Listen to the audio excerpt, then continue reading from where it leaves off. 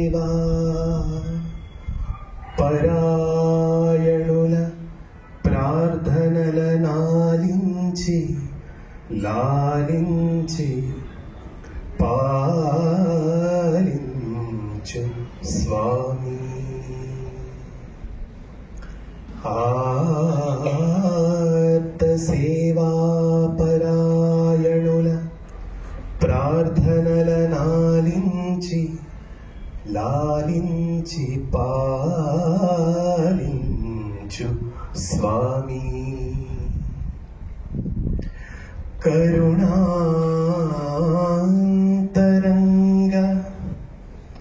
కరుణాంతరంగ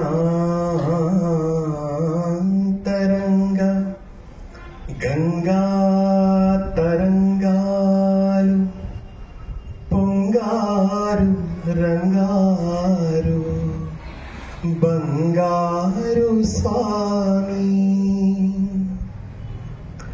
హరివిల్లు మోపట్టి అనురాగలహరి చూపెట్టి చేపట్టి రాపట్టు స్వామి. తీయ తీయని భారతీయ సంస్కృతిని కటాక్షించి వీక్షించి రక్షించు స్వామి. జాలిగల స్వామి జాలిగల స్వామి మేలి వరాల స్వామి. నిత్య సౌభాగ్యదాయి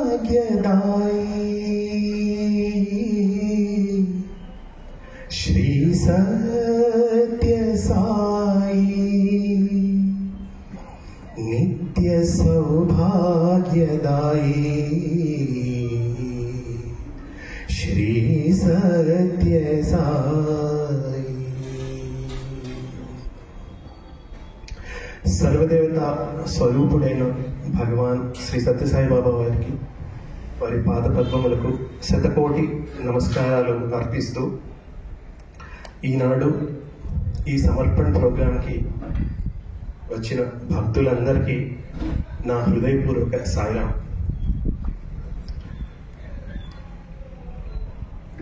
మహబూబ్ నగర్ సమితికి సమర్పణ ప్రోగ్రాంకి మెయిన్గా ఇన్వైట్ చేసినప్పుడు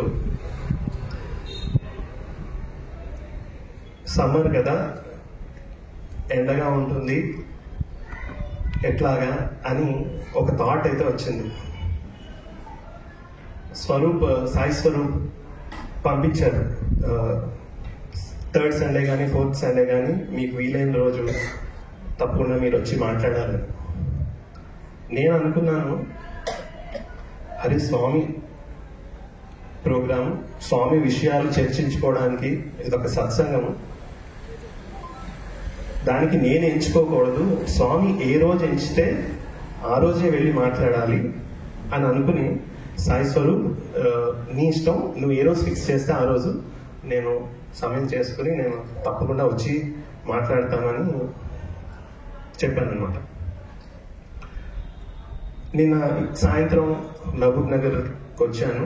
ఈరోజు మార్నింగ్ పొద్దు నుంచి చూస్తూ ఉంటే ఇక్కడ జరిగే సేవా కార్యక్రమాలు, నారాయణ సేవతో మొదలుకొని అన్ని కార్యక్రమాలు, చలివేంద్రంలో సేవ, ఇవన్నీ స్వామి స్కూల్ ప్రాజెక్టు కానీ, స్వామి మందిరం కానీ, ఇవన్నీ చూస్తుంటే చాలా ఆహ్లాదంగా ఉంది. ఎందుకంటే ఇవన్నీ భక్తులకి ఎంతో ప్రేమ ఉంటే కానీ స్వామి మీద ఇవన్నీ సాకారం రూపం చేరు. ఇవన్నీ భక్తుల ప్రేమ, స్వామి మీద ఎంత భక్తి ప్రేమ ఉంటే ఇవన్నీ సాధ్యమవుతాయి అనేది అవగతమై ఎంతో అదృష్టంగా భావిస్తున్నాను ఈ సమర్పణ ప్రోగ్రాంలో మాట్లాడడానికి.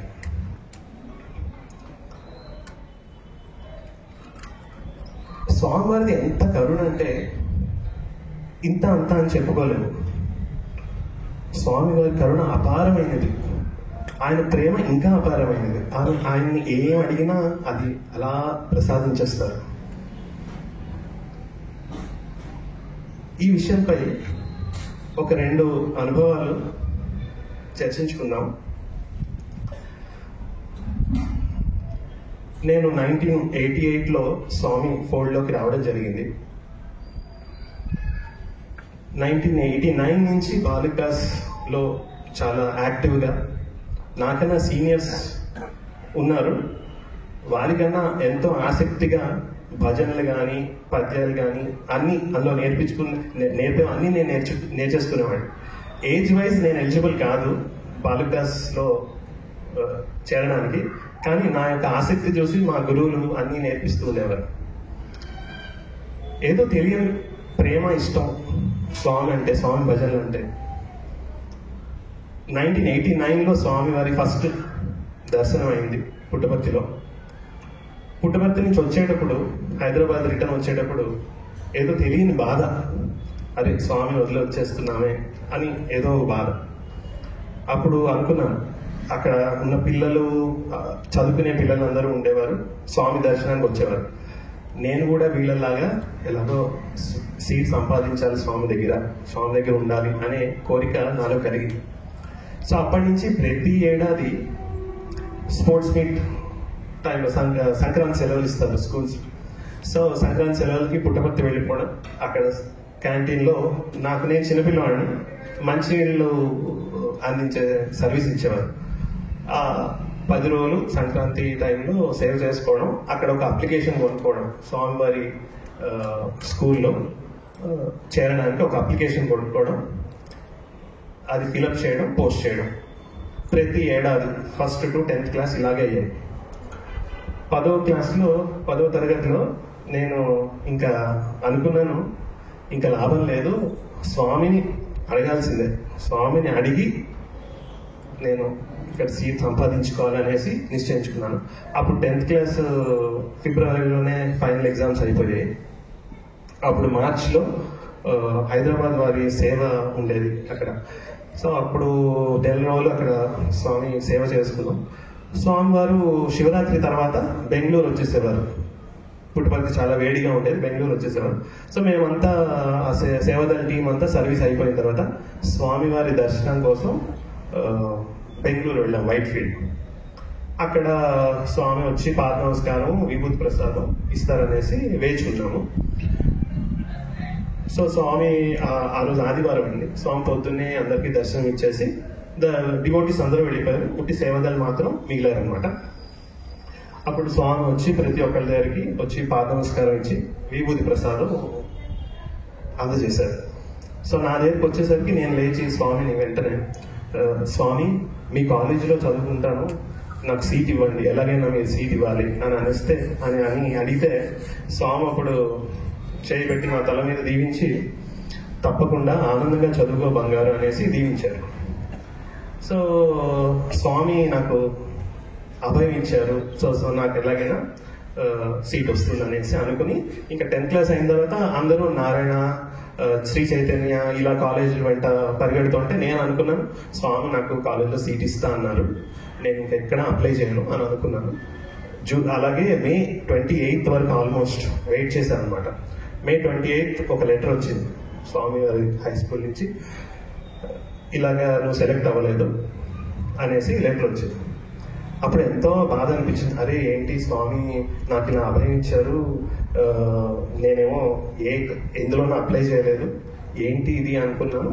చాలా బాధ అనిపించింది. కానీ మనం జీవితంలో అలా ఉండిపోకూడదు, ముందుకు సాగాలి. సరే ఏమో స్వామి ప్లాన్ ఏంటో అనేసి రత్న జూనియర్ కాలేజ్లో జాయిన్ అయ్యడం, ఇంకా ఇంటర్మీడియట్ అక్కడ చేయడం జరిగిందనమాట. సో ఇప్పుడు నెక్స్ట్ ఏంటంటే డిగ్రీలో అప్లై చేయాలి. మా అమ్మగారేమో ససేమిర వద్దు, లాస్ట్ 10 years నుంచి అప్లై చేస్తూనే ఉన్నాం, స్వామి ఇవ్వలేదు, మేబీ స్వామి వేరే ప్లాన్ ఉందేమో నీ గురించి, సో ఏమక్కర్లేదు నువ్వు ఇంజనీరింగ్ చేదువు కానీ అనేసి నిశ్చయించారు. మరి తల్లిదండ్రులు చెప్పారు, వినాలి. సరే అని అనుకున్నాం. ఆ ఏడాది నేను సర్వీస్కి వెళ్ళలేదు. సంక్రాంతి సెలవులో సర్వీస్కి వెళ్ళలేదు. ఎందుకంటే ఎంసెట్కి ప్రిపేర్ అవ్వాలి, ఇంకా సెకండ్ ఇయర్ ఇంటర్మీడియట్ బాగా చదవాలి, మార్కులు బాగా రావాలి, అదొక కాంపిటీషన్. సో అందుకని ఉండిపోయిన వెళ్ళలేదు. సో అప్పుడు మా సిస్టర్ సర్వీస్కి వెళ్ళారనమాట. వెళ్ళారు, అప్లికేషన్ అయితే ఏం కొనలేదు. ఆవిడ సర్వీస్ పూర్తి చేసుకున్నారు. సేవదల్ బిల్డింగ్ తెలుసు మీకు అందరికీ తెలిసే ఉంటుంది, ladies Seva Dal building, just Gayatri మొత్తం టెంపుల్ ఎదురుకుండా ఉంటుంది కదా. సో సర్వీస్ అయిపోయింది. ఆఖరి రోజు సాయంత్రం ట్రైన్ ఎక్కి రావాలి. సో ఆ రోజు పొద్దున్న గాయత్రి మాత టెంపుల్కి వెళ్ళి దర్శనం చేసుకున్నారు అనమాట. చేసుకుని వచ్చేస్తూ ఉంటే ఒక పెద్ద మనిషి గేట్ దగ్గర నిలబడి ఒక ఎన్వెలప్తో నిలబడ్డారనమాట. ఎన్వెలప్తో నిలబడి మా అక్క సిస్టర్ రాగానే ఆ ఎన్వెలప్ ఇచ్చేసి, చూడమ్మా ఇది degree college envelope, application form, నేను మా అబ్బాయికి అప్లై చేద్దాం అనుకున్నాను, కానీ అనివార్య కారణాల వల్ల మేము అప్లై చేయలేకపోతున్నాము. ఇది మీకు ఎవరైనా తెలిసిన వాళ్ళు ఉంటే ఈ అప్లికేషన్ వాళ్ళకి అందజేయండి, వాళ్ళకు ఉపయోగపడుతుంది. దయచేసి ఇది మాత్రం ఏ చెత్తబుట్టలో వేయొద్దు, ఎందుకంటే ఇది స్వయంగా గాయత్రి అమ్మవారు పూజలో బ్లెస్ చేయించాను దీన్ని. అందుకని మీరు దయచేసి ఇది ఎవరికైతే కావాల్సిందో వాళ్ళకి అందజేయండి అనేసి చెప్పారనమాట. సో మా సిస్టర్ ఓకే, ఎలాగో అప్లికేషన్ కొనలేదు, ఏమో స్వామి ఈ విధంగా ఇచ్చారేమో అనేసి ఇంటికి తీసుకొచ్చారు, సూట్ కేసులో పెట్టుకుని ఇంటికి తీసుకొచ్చారు. ఆ అప్లికేషన్ చూసి మా అమ్మగారు, వద్దనుకున్నాం కదా, ఇంజనీరింగ్కి వెళ్ళాలి కదా అని అనుకుని దెబ్బలాడేసరికి నేను అన్నాను, ఇన్నాళ్ళు రాలేదు, స్వామి ఇవ్వలేదు, ఇప్పుడు వస్తుందని గ్యారెంటీ ఏంటి? సో జస్ట్ అప్లై చేద్దాం, స్వామి ఏం చేస్తారో చూద్దాం అనేసి తాత్కాలికంగా ఊరటనిచ్చి ఆ టాపిక్ అక్కడ క్లోజ్ చేశాను. అప్లికేషన్ ఫామ్ ఫిల్అప్ చేసి పోస్ట్ చేశాను. ఒక 15 రోజుల తర్వాత యూనివర్సిటీ నుంచి లెటర్ వచ్చింది, ఇలా సెలెక్ట్ అయ్యాము, రిటర్న్ టెస్ట్కి వచ్చి రాయాలి అనేసి లెటర్ పంపించారు. ఆ లెటర్ చూసి మళ్ళీ మా అమ్మగారు, ఎందుకు వెళ్ళడం, ఇంజనీరింగ్ చేయాలనుకున్నావు కదా అనేసి అన్నారు. నేను అన్నాను, రిటర్న్ టెస్ట్ రాయమని వచ్చింది అంతే, సీట్ ఇచ్చేస్తామని ఇంకా లెటర్ రాలేదు కదా, ఏమో స్వామి ఏం చేస్తారో అనేసి మళ్ళీ తాత్కాలికంగా ఊరటనిచ్చి ఆ టాపిక్ అక్కడ క్లోజ్ చేయించారు. సో ఈ లోపల ఎంసెట్ ఎగ్జామ్ అది రాయడం జరిగింది. దాని తర్వాత ఈ రిటర్న్ టెస్ట్, వారం రోజులు ఎంసెట్ రాసిన వారం రోజులకి ఈ రిటర్న్ టెస్ట్ అనమాట. సో ఎంసెట్ రాసాను, తర్వాత పుట్టపర్తి వెళ్ళడం జరిగింది మా నాన్నగారితో. ఎగ్జామ్ రాశాను. ఆల్మోస్ట్ 1300 మంది ఎగ్జామ్ అపియర్ అయ్యారు అనమాట. వాళ్ళలో 756 మంది సెలెక్ట్ అయ్యారు ఇంటర్వ్యూకి. సో అందులో నా పేరు ఉంటుందో లేదో అనుకున్నాను, స్వామి దయవల్ల పేరు ఉంది. 756 మంది నుంచి 45 మంది సెలెక్ట్ చేయాలి వాళ్ళు. సో ఇంటర్వ్యూకి అటెండ్ అయ్యాను, ఇంటర్వ్యూ బాగా చేశాను. స్వామి దయ వల్ల మళ్ళీ స్వామి మాట మీద నాకు సీట్ రావడం జరిగింది. అప్పుడు ఇంటికి వెళ్ళి ఇలా స్వామి సీట్ ఇచ్చారు అనే ఆనందంతో చెప్పగానే పాపం మా అమ్మగారు కూడా ఆనందమే. ఇన్నాళ్ళు పాపం ఆవిడ మనసులో బాధ, అంటే స్వామి సీట్ ఇవ్వలేదు అందుకని ఇంజనీరింగ్ చెయ్యి అనేసి అనుకున్నారు తప్పితే స్వామి దగ్గర చదవకూడదు అని కాదు. సో ఇది ఎందుకు చెప్తున్నానంటే, ఇది నేను అడిగిన దాంట్లో లోపం. యాక్చువల్గా స్వామివారిని నేనేం అడిగాను, స్వామి మీ కాలేజ్లో నాకు సీట్ ఇవ్వండి అని అడిగాను. స్వామి తప్పకుండా ఇస్తానన్నారు. సీట్ వచ్చిన తర్వాత చూస్తే పుట్టపర్తి టెర్మినాలజీలో 11th 12th యాక్చువల్గా స్కూల్ కిందకు వస్తుంది, కాలేజ్ కిందకి రాదు. మనం ఇక్కడ బయట ఇంటర్మీడియట్ కాలేజ్ అని అంటాము. సో అప్పుడు అర్థమైంది అనమాట, అరే ఇది నేను అడిగిన లోపం, నేను అడిగిన దాంట్లోనే లోపం ఉంది, స్వామి బ్లెస్ చేసిన దాంట్లో లోపం అయితే ఏదీ లేదు అని అదొక ఫస్ట్ లెసన్ స్వామి నాకు నేర్పించారు అనమాట. స్వామి కరుణామూర్తి, ఏం అడిగినా ఆయన అలా ఇచ్చేస్తారు. అందుకే భగవంతుని ప్రార్థించుకునే వాళ్ళు ఏమైనా అడిగే ముందు చాలా జాగ్రత్తగా ఉండాలి. మనకి తెలియకపోతే ఆయన మీద వదిలేయడం బెస్ట్. ఇలాగ ఇంకో ఇన్సిడెంట్ ఏముంటుంది అంటే, ఒక డాక్టర్ గారు, ఆవిడ పీడియాట్రిషియన్, మన బెంగళూరు సూపర్ స్పెషాలిటీ హాస్పిటల్లో పనిచేస్తారనమాట. 7 ఏళ్ల క్రితం ఆవిడకి క్యాన్సర్ అనేసి డయాగ్నోస్ చేశారు. పాప ఏడాది పాటు ఆవిడ కీమో అది తీసుకుని చాలా సఫర్ అయ్యి కోలుకున్నారు. ఎందుకు కోలుకున్నారు? ఆ మనోబలం, స్వామివారి సేవలో మళ్ళీ పాల్గొన్నారు. ఆవిడకి ఒకటే ప్రార్థన, స్వామి నేను మళ్ళీ విధులలో జాయిన్ అవ్వగలిగితేనే నన్ను బతికించండి, లేకపోతే మీలో ఐక్యం చేసేసుకోండి అనేసి ఆవిడ ప్రార్థించుకున్నారు. ఆ మనోబలంతో ఆవిడ ట్రీట్మెంట్ అంతా జాగ్రత్తగా ఎదుర్కొని ఇప్పుడు జస్ట్ 2 weeks బ్యాకే ఆవిడ మళ్ళీ చక్కగా సంపూర్ణ ఆరోగ్యంగా విధుల్లో జాయిన్ అయ్యారు. ఎందుకంటే ఆవిడకి ఆ తపన, ఎందుకంటే ఆవిడ లేకపోతే ఆ డిపార్ట్మెంటే క్లోజ్ చేసేద్దామని అనుకున్నారు సిబ్బంది. సో అందుకని, ఎందుకంటే చిన్న పిల్లలు వస్తారు, వాళ్ళకి సహాయం అందించకపోతే ఎలాగా అనే తపనతోటి ఆవిడ కోలుకొని స్వామి ప్రార్థించి విధులలో జాయిన్ అవ్వడం జరిగింది. ఆవిడ అడిగితే ఆవిడ ఒక చాలా చక్కటి విషయం చెప్పారు. ఏంటి అని అంటే, ఆవిడకి 25 years బ్యాకే, 25 ఏళ్ల క్రితం డాక్టర్స్ ఆవిడకి క్యాన్సర్ ఉందని డయాగ్నోస్ చేశారు. అప్పుడు ఆవిడకి చాలా చిన్న పిల్లలు ఉన్నారు, ఎదిగే పిల్లలు.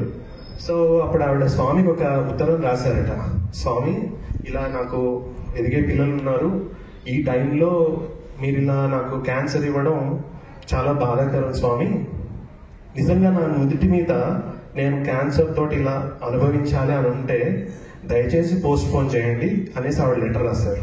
ఎందుకంటే పాపం ఆవిడ చిన్న ఏజ్లోనే వాళ్ళ అమ్మగారు పోయారు. సో ఆవిడకి ఆ బాధ తెలుసు, అమ్మ లేకుండా పైగా జీవనం కొనసాగించడం చాలా కష్టమని ఆవిడకి తెలిసి స్వామివారికి ఆ ప్రార్థన చేశారు, స్వామి ఇలాగా ప్లీజ్ పోస్ట్ పోన్ చేయండి, నిజంగా నేను క్యాన్సర్తో సఫర్ అవ్వాలి అని అంటే పోస్ట్ పోన్ చేయండి అని ఆవిడ రాశారు. అప్పుడు స్వామి ఆ లెటర్ తీసుకున్నారు. వారం రోజుల తర్వాత మళ్ళీ ఆవిడ చెకప్ చేయించుకున్నప్పుడు క్యాన్సర్ ఏమీ లేదు. సో 25 ఏళ్ల క్రితం ఇది అయింది. జస్ట్ 1 year బ్యాక్ ఆవిడకి క్యాన్సర్ అని డయాగ్నోస్ చేసి ఆవిడ ఆ సఫరింగ్ అంతా ఆనందంగా ఆ మనోబలంతో, మనోధైర్యంతో ఎదుర్కొని ఇప్పుడు సంపూర్ణ ఆరోగ్యంగా ఉండి స్వామివారి సేవల్ని కొనసాగిస్తున్నారు సూపర్ స్పెషాలిటీ హాస్పిటల్లో. సో ఇది కూడా ఒక నిదర్శనమే స్వామివారి కరుణకి. అందుకే పిల్లలు యూజువల్గా గ్రాటిట్యూడ్ ప్రోగ్రామ్ ప్రతి ఏడాది పిల్లలు ఎడ్యుకేషన్ ఫినిష్ చేసి గ్రాటిట్యూడ్ ప్రోగ్రామ్ అనేది స్వామివారి ముందు పెడుతుంటాం. అంటే అప్పుడు స్వామి ఎంతో ఇచ్చారు మాకు, సో స్వామి మీకు ఏం అనిపించగలం అన్నట్టు ఒక గ్రాటిట్యూడ్ ప్రోగ్రామ్ ఆర్గనైజ్ చేసేవారు. అప్పుడు అందులో ఒక పాట గుర్తుకొస్తుంది నాకు, కరుణా సాగర కల్పతరువా భగవాన్ సాయి భగవాన్, విధి నీవే గతి నీవే జీవన జ్యోతివి నీవే, కరుణా సాగర కల్పతరువా. స్వామి ఒక కల్పవృక్షం, ఆయన ఏం అడిగితే అది ఇచ్చేస్తారనమాట. సో అందుకనే మనం అడిగే దాంట్లో చాలా జాగ్రత్తగా ఉండాలి.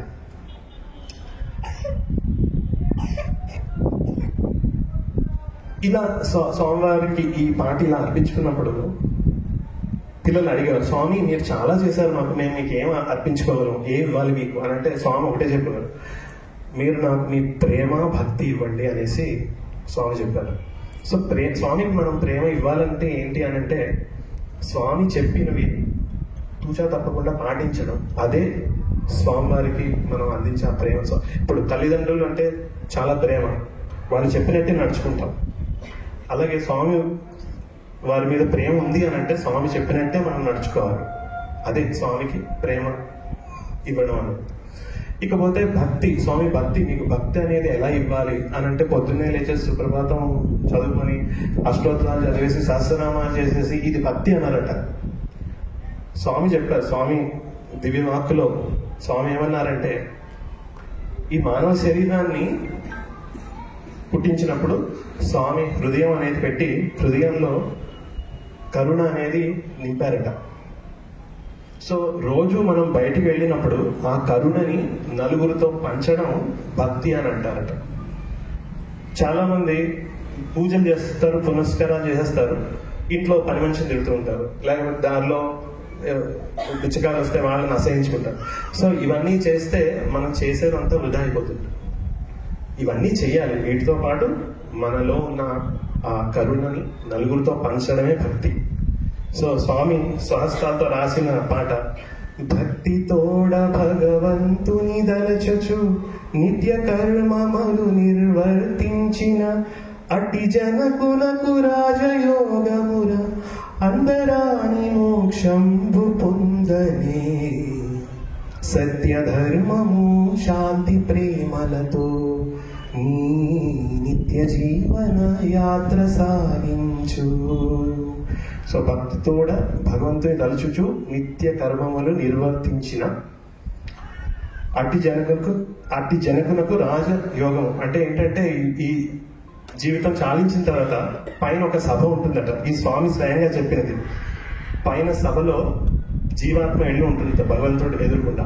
అప్పుడు భగవంతుడు ఋషుల్ని మునుల్ని అందరినీ పిలుస్తాడట. పిలిచి అడుగుతాడట, ఈ జీవి ఏమేం చేసింది, ఎంతమందితో ప్రేమను పంచుకుంది, ఎంతమందికి కరుణను చూపించింది అనేసి అడుగుతాడు. అప్పుడు ఆ మునులు ఋషులు ఇన్నిసార్లు చూపించింది స్వామి, అన్నిసార్లు చూపించింది స్వామి అనేసి ఆ మునులు ఋషులు సర్టిఫై చేస్తారట. చేసి స్వామి ఇంతలా చేసింది కాబట్టి ఈ జీవాత్మకి మీ ఆస్తిలో హక్కు ఉంది అని వాళ్ళు సర్టిఫై చేస్తే అప్పుడు స్వామిలో ఆ జీవాత్మ ఐక్యం అవుతుంది. సో ఆ జీవాత్మ ఐక్యం అవడంటే మోక్షం వచ్చినట్టే.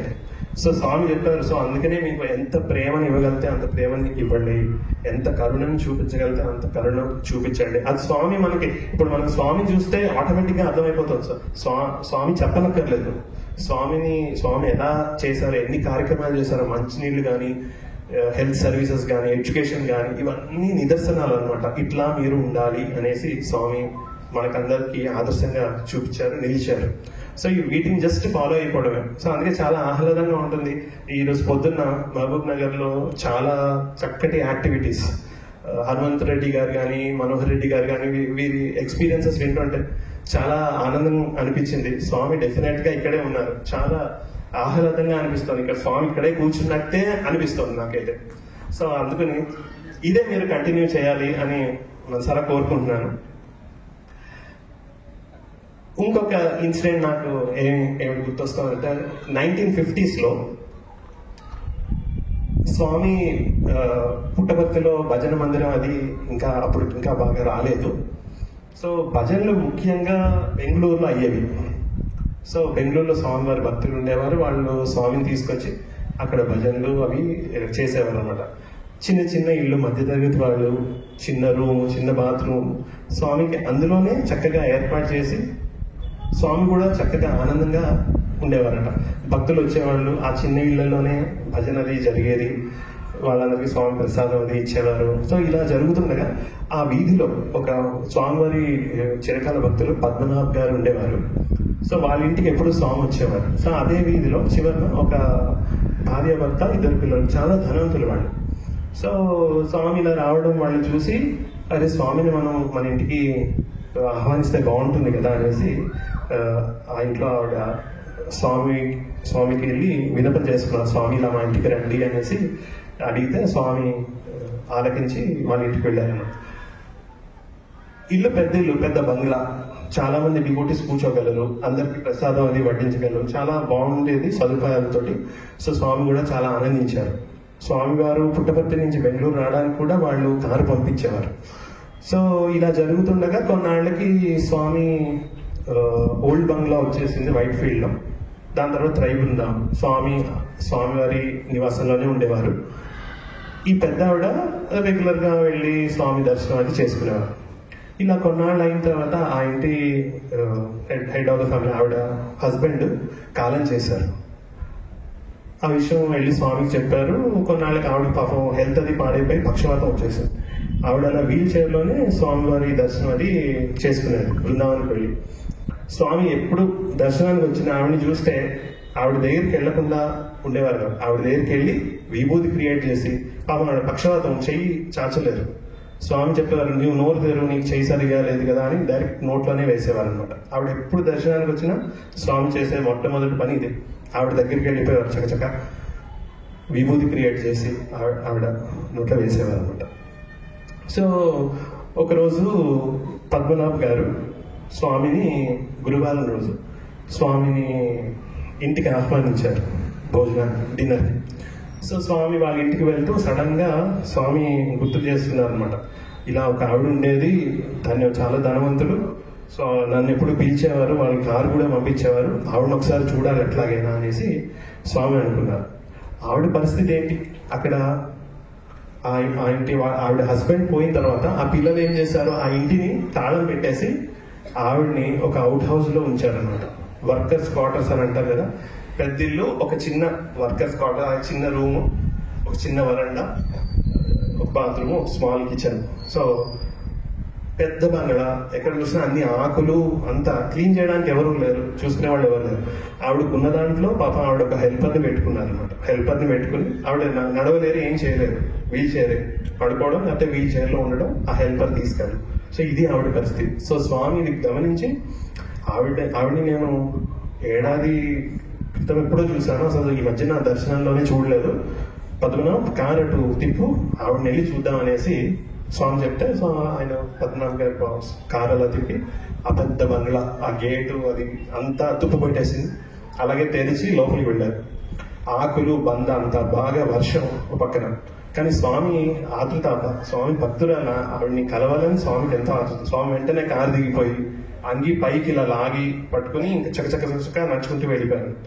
వాళ్ళ వెనకాల వీళ్ళిద్దరు, పద్మనాభ్ గారు, ఆయన కుమార్తె గీత గారు, వాళ్ళిద్దరు. ఆవిడ చిన్నపిల్లట, అప్పుడు అరౌండ్ 13-14 years ఉంటాయి. సో వీళ్ళిద్దరు స్వామి వెనకాల వెళ్తున్నారు. స్వామికి తెలుసు అంతా, ఆ ఇల్లు పెద్ద బంగ్లా, ఆవిడ ఎక్కడ ఉంటుందో కూడా స్వామికి తెలుసు. స్వామి చకచకగా నడుచుకుంటూ వెళ్ళిపోతారు. ఇంటి వెనకాల ఉన్న చిన్న ఒక రూమ్. సో వెళ్ళి స్వామి తలుపు కొట్టారు, టక్ టక్ టక్ స్వామి తలుపు కొట్టారు. ఆవిడ హెల్పర్ ఉన్నారు కదా, పని మనిషి, ఆవిడ తలుపు ఓపెన్ చేశారు. ఆవిడ స్వామిని చూసి స్టన్ అయిపోయారు. చూసి ఇంకా పరిగెత్తుకుంటూ వెళ్ళి అమ్మ సాయిబాబా వచ్చారు, అమ్మ సాయిబాబా వచ్చారు అనేసి చెప్తుండగా ఇంతలోపు స్వామి వెనకాల నడుచుకుంటూ వచ్చేసారు అన్నమాట. వచ్చేసి ఆ పెద్ద ఆవిడ ఆ మంచం మీద కూర్చున్నారు. ఆవిడేంటి, ఆ రోజు గురువారం 6:30 సమయం కావస్తోంది. మరి 6:30కి భజన చేయాలి కదా. సో ఆవిడ భక్తితో అలా మంచం మీద కూర్చున్నారు. ఆవిడ ముందు ఒక చిన్న టేబుల్ మీద స్వామివారి పటం, ఆ పటం ముందు 2 చిన్న ప్రమిదల్లో 2 ఒత్తులు. సో స్వామి వచ్చి పక్కన కూర్చున్నారు. ఆవిడ స్వామిని ప్రేమగా దేవా అని పిలిచేవారట. సో అప్పుడు ఆవిడ అన్నారు, దేవా ఎందుకు వచ్చావు, నా దగ్గర నీకు ఇవ్వడానికి ఏమీ లేదు. ఆ రోజుల్లో నీకు 25 స్వీట్లు 25 స్వీట్లు నీకు కంచం చుట్టూ పెడితే నువ్వు ఒక్కటి కూడా తినలేదు, ఇప్పుడేమో నాకు ఇవ్వడానికి ఏమీ లేదు, నువ్వు ఎందుకు వచ్చావు అనేసి ఆవిడ స్వామిని క్వశ్చన్ చేస్తే స్వామి చెప్పారు, ఎందుకు రాకూడదు, నిన్ను కలవడానికి నాకు వచ్చే నేను రావడానికి నాకు ఆ హక్కు ఉంది. భక్తులు బాధల్లో ఉంటే భగవంతుడు రాకూడదా, అందుకే వచ్చాను అనేసి స్వామి ఆవిడ పక్కన వెళ్ళి కూర్చున్నారట. సో ఆవిడ అన్నారు, స్వామి మీకు కూర్చోడానికి నేను చైర్ కూడా ఇవ్వలేకపోతున్నాను అంటే, ఎందుకు భజనకి చైర్ ఎందుకు, నీ పక్కన కూర్చుంటాను అనేసి ఆ పక్కన ఒక దుప్పటి కూడా ఉంటే దుప్పటి కింద వేశారట స్వామి. ఇంకో పద్మనాభ ఇంకా గీత మీరిద్దరు ఈ దుప్పటి మీద కూర్చోండి, నేను ఇక్కడ కూర్చుంటానని స్వామి మంచం మీద కూర్చున్నారు. ఈ లోపల ఈ పెద్ద ఆవిడ ఎవరైతే హెల్పర్ ఉందో ఆవిడని అదుగుతోంది, వెలిగించు దీపం వెలిగించు, స్వామి వచ్చేసారు వెలిగించు దీపం అనేసి తొందర పెడతాడు. స్వామి లోపల నడుచుకుంటూ ఆ పట్టం దగ్గరికి వెళ్ళారు. అసలు ఏంటి అరేంజ్మెంట్స్ ఏం చేశారు అనేసి స్వామి మంచం దిగి అక్కడ టేబుల్ మీద ఉన్న పటం స్వామి చూసారు. 2 ప్రమిదలు ఉన్నాయి, 2 ఒత్తులు కూడా ఉన్నాయి. అక్కడ ఒక గిన్నె, ఆ గిన్నెలో నూనె లేదు. ఆ హెల్పర్ ఆ పనమ్మాయికేమో ఆవిడకి చెప్పాలి, అమ్మ నూనె లేదు అని. ఎట్లా చెప్పాలి, స్వామి ముందు అమ్మ నూనె లేదు అని గట్టిగా అరవలేదు. పోనీ ఆవిడ చెప్పాలంటే ఆవిడ పెద్ద ఆవిడ చెవుడు, ఏమీ వినపడదు.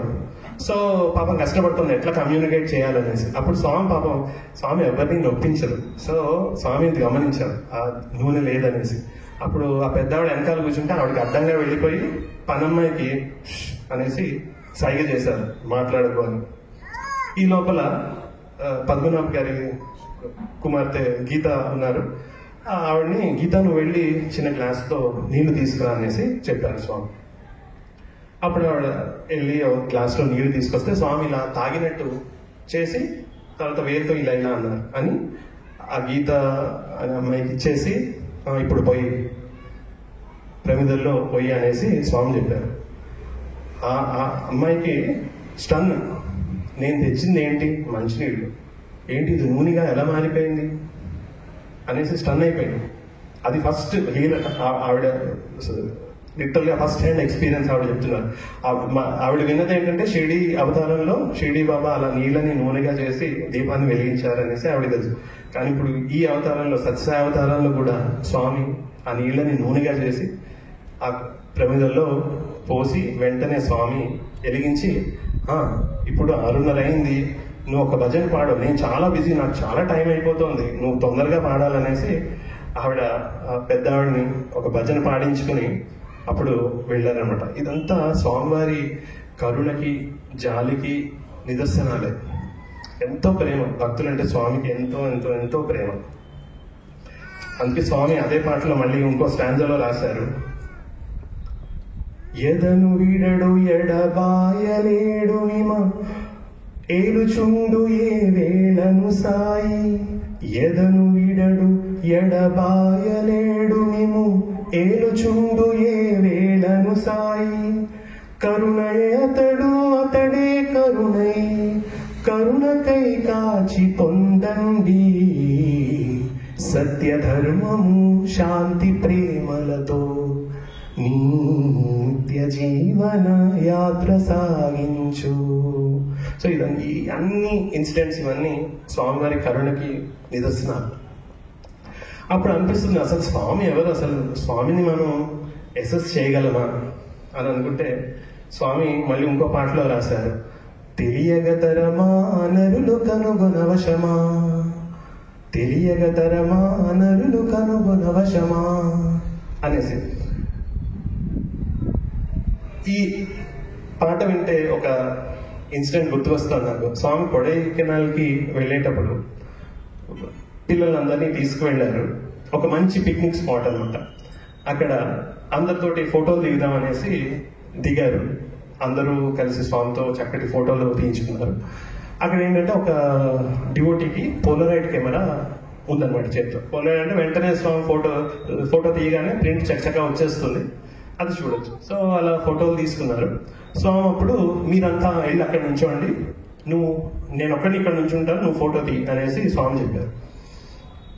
చెప్పి స్వామి అక్కడ అలా నుంచున్నారు. ఈయన డివోటీ ఫోటో తీయగానే ఆ ఫోటో చూస్తే దత్తాత్రేయుని అవతారం. అందరూ చూసి ఆశ్చర్యపోయారు, అదేంటి స్వామి ఫోటో తీస్తే దత్తాత్రేయుడ అవతారం వచ్చిందేంటి అనేసి అనుకుని స్వామి ఇప్పుడు చెప్పారు, దత్తాత్రేయుడు ఇలా ఉంటాడు, ఇది బ్రహ్మ విష్ణు మహేశ్వరులు రూపం, 3 కలిసిన రూపం అనేసి స్వామి అందరికి చెప్పారు. అందరూ చాలా చక్కగా ఆనందించారు. అప్పుడు కొడైకెనాల్ బ్యాక్ సాయి శృతికి వచ్చేసారు అందరూ. అప్పుడు ఒక సీనియర్ డివోటీ స్వామిని అడిగారు, స్వామి ఏంటి పొద్దున్న మీరు అలా ఫోటో దిగగానే ఆ అవతారం వచ్చింది, సో మీరు బ్రహ్మ విష్ణువా మహేశ్వరులా, ఎవరు మీరు, అసలు ఎవరు మాకు చెప్పాలి ఈరోజు, మీరు ఈ అవతారంలో మేము చాలా మాయ కమ్మి మాకేం తెలియట్లేదు అనేసి అడగగా స్వామి చెప్పారు, నేను బ్రహ్మ కాదు, విష్ణు కాదు, మహేశ్వరులు కాదు, వాళ్ళు జస్ట్ నా మేనేజర్స్, నేను సర్వదేవత అతీత స్వరూపుడిని, వాళ్ళకన్నా పైన ఉన్నవాడిని, నేను వాళ్ళందరూ నేను ఏం చెప్తే అదే చేస్తారు అనేసి స్వామి చెప్పారన్నమాట. అందుకే నాకు ఎప్పుడూ అనిపిస్తూ ఉంటుంది, సాయి డివోటీస్కి ఎప్పుడు జాతకాలు ఇవి పనిచేయవు. జాతకం ఒకటి రాసి ఉంటుంది, మనం అనుభవించేది ఇంకోలా ఉంటుంది. సో స్వామి అంటే నవగ్రహాలు ఇవన్నీ స్వామి ఆధీనంలోనే ఉంటాయి. మనం స్వామిని ఎంత గట్టిగా పట్టుకుంటే అంత చక్కగా అన్నిటినీ దాటేస్తూ ఉంటాం. షిరిడి బాబా అంటూ ఉంటారు, తిరగలి ఉంటుంది, తిరగల్లో పిండి చేస్తారు. సో తిరగలు చేసేటప్పుడు ఎప్పుడైతే రాళ్ల మధ్యలో ఉంటారో మీరు నలిగిపోతారు. అందుకే ఏంటంటే తిరగల మధ్యలో ఉన్న ఒక చెక్క ముక్క ఉంటుంది, సో దాన్ని పట్టుకుని ఉంటుంది, అది భగవంతుడు. మనం ఎప్పుడైతే ఆ మధ్యలో ఉన్న పుల్లని అలా పట్టుకుని భగవంతుని పట్టుకుని ఉంటామో దేనివల్ల మనం బాధను అనుభవించాం. సో స్వామిని అలా పట్టుకుని ఉంటే ఎంత కష్టాన్నైనా అవలీలగా దాటేయగలం. అది మన స్వామివారి గొప్పతనం. ఒకసారి 11 మెంబర్స్ రీసెర్చ్ స్కాలర్స్ మేము హిమాలయాస్కి వెళ్ళాం. ఎన్నాళ్ళ నుంచో పుట్టపర్తిలోనే ఉంటున్నాం.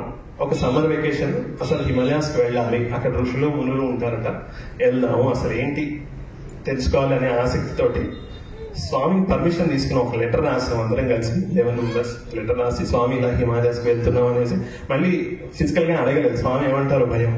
సో లెటర్ రాసి స్వామి లెటర్ తీసుకుంటే వెళ్దాం ఆ ట్రిప్కి, లేకపోతే మానుకుందాం అని అనుకున్నాం అనమాట. సో అన్ని ప్రిపరేషన్స్ అన్ని అరేంజ్మెంట్స్ అన్ని అయ్యాయి. లెటర్ ఇచ్చాం, స్వామి లెటర్ తీసుకున్నారు. స్వామి కూడా ఏమీ అడగలేదు.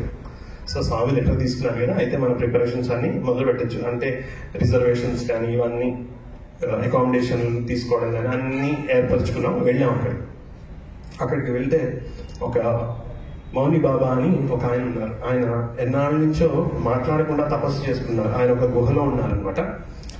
సో పిల్లలు మేమంతా యాజ్ యూజువల్ వేదం అది చదువుకుంటూ రుద్రం అది చదువుకుంటూ ఆ కొండల్ని ఎక్కుంటూ అలా చూస్తూ వెళ్తున్నాం అనమాట. సో ఈ లోపల ఈ గుహ కనిపించింది, మౌని బాబా ఉన్న గుహ. ఆయన లోపల ఉన్నారు. ఆయన అసిస్టెంట్ బయట కాపలా అనమాట గుహ ముందు.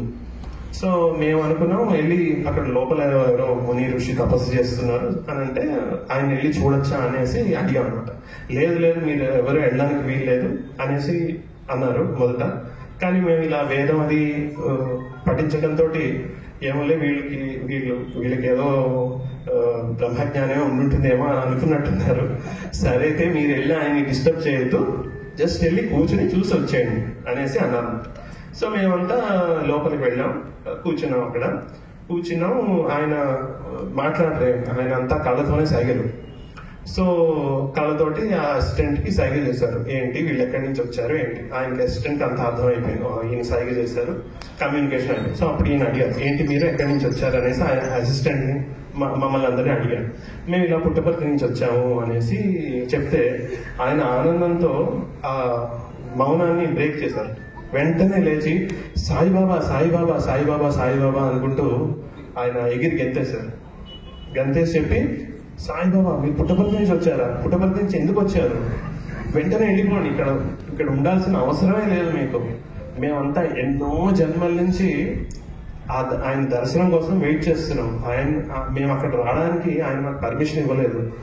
మీరు అక్కడ ఆయన కాళ్ళ దగ్గరే ఉండి చక్కగా అనుభవించవచ్చు, మీరు ఇక్కడికి ఎందుకు వచ్చారు హిమాలయాస్ కి, మాకు పర్మిషన్ లేదు. స్వామి ఒక ఎనర్జీ బ్యారియర్ ని క్రియేట్ చేశారట పుట్టపర్తిలో. ఆ ఎనర్జీ బ్యారియర్ వల్ల ఋషులు మునులు హిమాలయాస్ దగ్గర ఉండే వాళ్ళంతా వాళ్ళకి పర్మిషన్ లేదు. స్వామి వాళ్ళకి పర్మిషన్ ఇస్తే మనం ఎవ్వరం పుట్టపర్తిలో అడుగు కూడా పెట్టలేమట. సో స్వామి చెప్పారు, మీరు ఈ చక్కటి అవకాశాన్ని వినియోగించుకుని ఆ లెవెల్కి మీరు రైజ్ అవ్వండి, రైజ్ అవుతే అప్పుడు మీకు కూడా ఛాన్స్ వస్తుంది అని పిల్లలతో అనేవారు. నేను తలుచుకుంటే మీరు ఎవ్వరూ దగ్గర ఉండలేరురా అనేసి స్వామి చెప్పేవారు. సో అందుకని మనం రెగ్యులర్ గా స్వామి చెప్పిన విషయాలు పాటిస్తూ మనం లోతుగా అన్ని పరిశీలిస్తూ స్వామివారికి దగ్గరగా చేరుకోవాలి అనేసి అప్పుడు నేర్చుకున్నాం అనమాట. స్వామివారికి అంటే ప్రతిదీ ఆయన కంట్రోల్లోనే. ఎవరిని కంట్రోల్ చేయాలన్నా everything is in his hands. ఒకరోజు బృందావనంలో 3 గంటలు అవుతుంది సమయం. స్వామివారు దర్శనానికి వచ్చే టైం. ఒక కోతుల దండ వచ్చింది. అఫ్కోర్స్ మరి రాముడు ఉండగా మరి కోతులు రాకుండా ఎలా ఉంటాయి. సో కోతుల దండ వచ్చింది. మొత్తం అంతా బృందావనంలో అన్ని చెట్లు ఎక్కేసి ఆకులు అలా అన్ని పీకేసి మొత్తం అంతా చిందరవందర చేసేసాయి. దర్శనం టైం అయింది. ఎంతని క్లీన్ చేస్తారు, పెద్ద ప్రాంగణం. సో టైం అయింది, 3:15 అయింది. స్వామి బయటకు వచ్చారు. చూశారు అన్ని కోతులన్నీ చెట్ల మీద ఉన్నాయి, అన్ని వీరి విహారం చేస్తున్నాయి అనేసి చూశారు. స్వామి బయటకు వచ్చారు. బయటకు వచ్చి ఒక స్టూడెంట్ ని లోపల కొన్ని పల్లీలు ఉంటాయి తీసుకురా అనేసి చెప్పారు. సో ఆ స్టూడెంట్ ఒక చిన్న గిన్నెలో పల్లీలు తీసుకొచ్చి స్వామి ఆ పల్లీలు ఇలా తీసుకుని ఇలా పట్టుకున్నారు. అంతే. ఆ కోతులన్నీ అప్పటి వరకు చాలా అల్లరి చేశాయి. స్వామి పల్లీలు పట్టుకోగానే ప్రతి ఒక్క కోతి ఒక లైన్ లో నుంచుని ఒక్కొక్క కోతి స్వామి దగ్గరికి వచ్చి ఒక పల్లి తీసుకోవడం, వెళ్ళిపోవడం. ఈ ఈ ఈ సన్నివేశం రికార్డ్ అయింది యాక్చువల్ చెప్పాలంటే, ఫోటోలు కూడా ఉన్నాయి. సో చూడండి, అంతసేపు అల్లరి చేసిన కోతులు ఎక్కడైనా అలా డిసిప్లిన్ గా లైన్ లో నుంచుంటాయా? ఆయన భగవంతుడు కాకపోతే ఒక్కొక్క కోతి రావడం, ఎన్నో పని, ఒక పల్లి తీసుకోవడం, అలా వెళ్ళిపోయాడు. సో అప్పుడు అది చూసి అనుకున్నాం, అరే ఈ ఇన్సిడెంట్ తోటి అసలు స్వామి వారికి ఎంత కంట్రోల్, ప్రతి ఒక్క జీవి మీద ఎంతో ప్రతిదీ ఆయన కంట్రోల్లోనే నడుస్తుంది అనడానికి ఇది ఒక నిదర్శనం.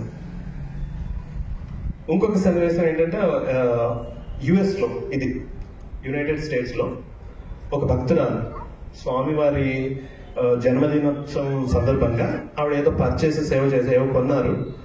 రేపు స్వామివారి బర్త్డే సెలబ్రేషన్, సో స్టూల్స్ అని ఏవో డెకరేషన్ ఐటమ్స్ అని మంచిగా గ్రాండ్ గా చేయాలి కదా, అందుకని అవన్నీ కొన్నారు.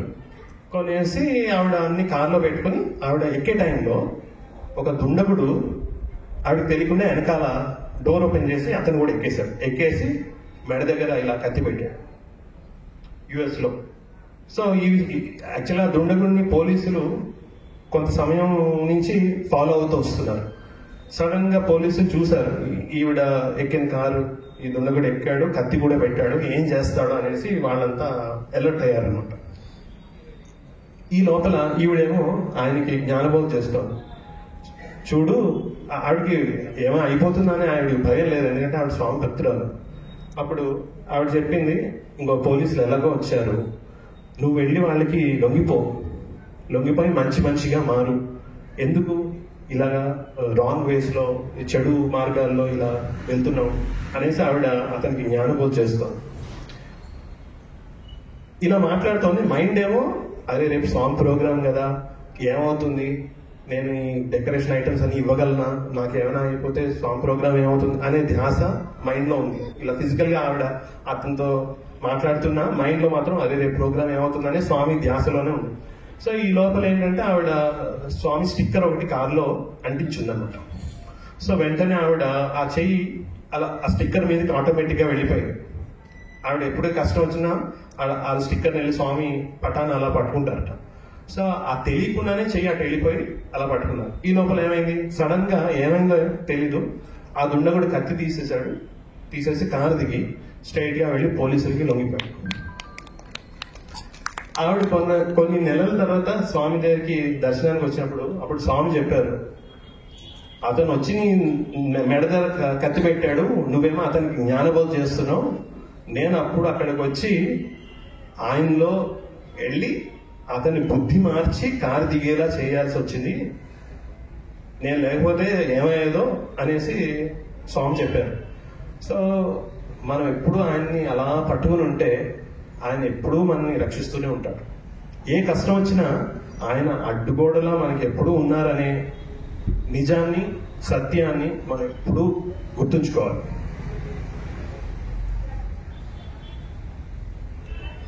ఇంకో సన్నివేశం,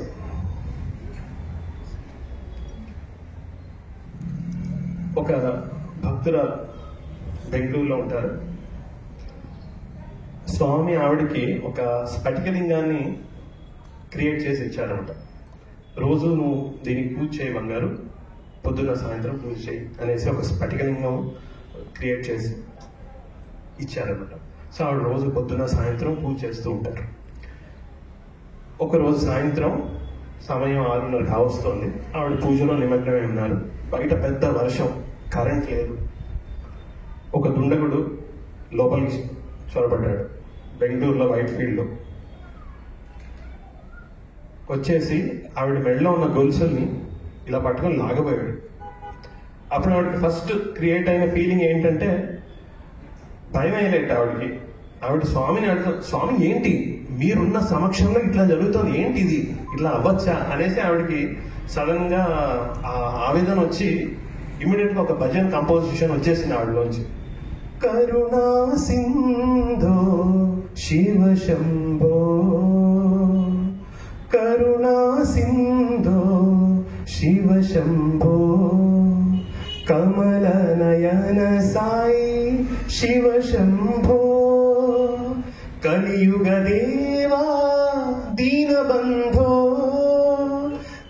కలిమల భంజన సాయి శంభో, కలిమల భంజన సాయి శంభో, శంభో శివ శంభో, శంభో శివ శంభో, శంభో శివ శంభో, శంభో శివ శంభో అని పాడేసరికి ఆ దుండగుడు వెంటనే వణికిపోయాట. ఆవిడ అలా పాడేసరికి ఫుల్ వణికిపోయి ఆ గొలుసుని ఏదైతే పట్టుకున్నాడో వదిలేసి, ఏదైతే చంకలో పెట్టుకున్నా అంతా అక్కడ, మూట అంతా అక్కడ మళ్ళీ అక్కడ వదిలేసి పారిపోయాడు.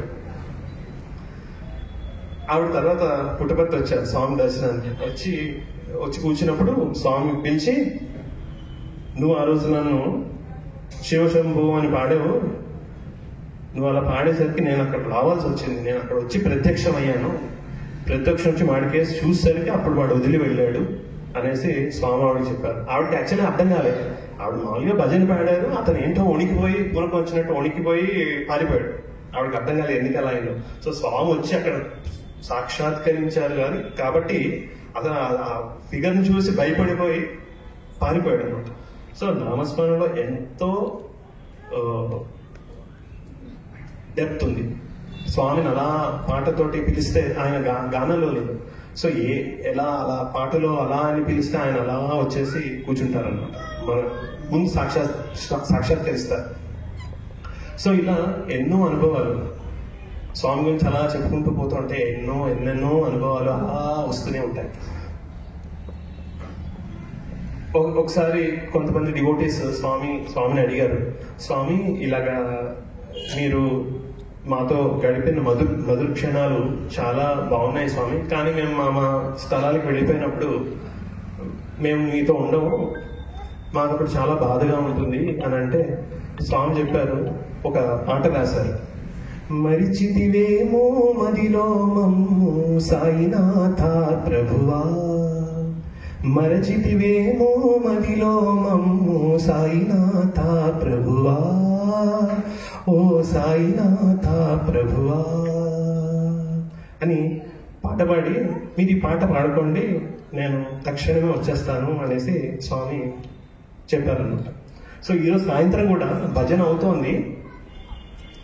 భజన అవుతుంటే ఆ చల్లగాలి మనకి ఎంతో ఆహ్లాదంగా ఉంటుంది. యాక్చువల్లీ ఇవన్నీ స్వామి చెప్పేవారు, ఇవన్నీ సిగ్నల్స్ స్వామి అక్కడికి వచ్చారు ఉన్నారు అనడానికి ఒక నిదర్శనం. మనం ఎప్పుడైనా అలా కూర్చుని అలా చల్లగాలి మనకు ఇలా వచ్చి తాకి, లేకపోతే ఒక మంచి సుగంధ ద్రవ్యం స్మెల్ కానీ మనకు వస్తే, ఇవన్నీ ఏంటంటే స్వామి అక్కడే వచ్చి కూర్చున్నారని ఒక నిదర్శనం.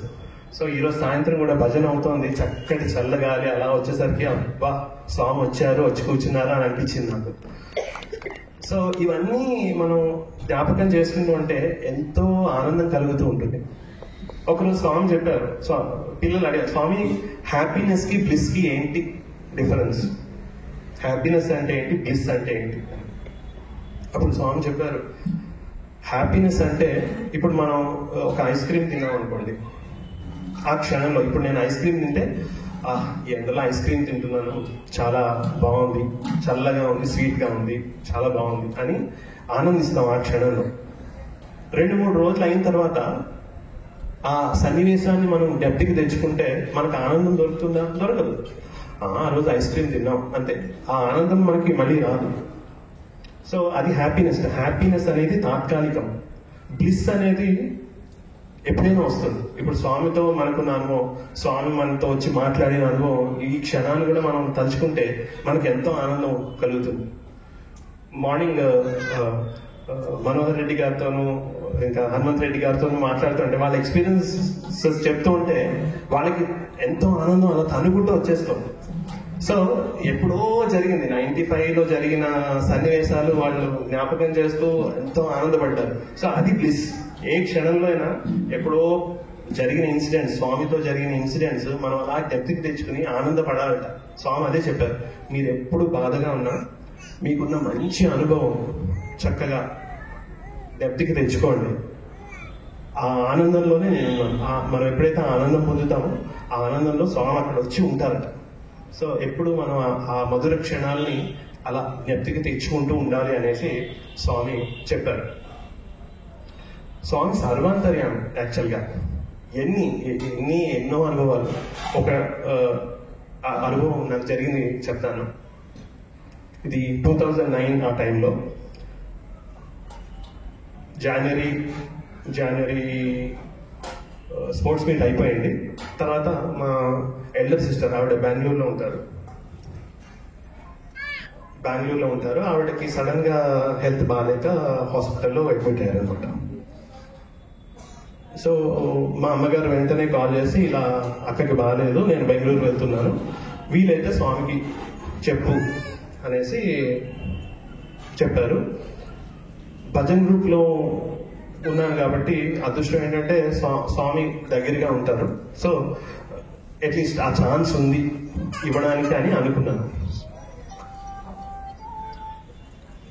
కానీ ఆ రోజు ఏమైందంటే, నాకన్నా ముందు 4 లైన్లు ఉన్నాయి. స్వామి ఏమో అక్కడ సింహాసనం మీద కూర్చుంటారు. నేను లేచి స్వామికి ఎలా ఇవ్వడం అని అనుకున్నాను. అదృష్టం బాగుండి స్వామి ఆ రోజు రౌండ్స్కి వచ్చారు. స్వామి సింహాసనం దిగి అలా నడుచుకుంటూ వీల్ చైర్లో అలా వచ్చారనమాట. ఆ మధ్యలో లేడీస్ కి జెంట్స్ కి మధ్యలో ఉన్న పాటలు. స్వామి వచ్చి సడన్ గా నా దగ్గరికి వచ్చి సిస్టర్ అనేసి లెటర్ తీసుకున్నారు.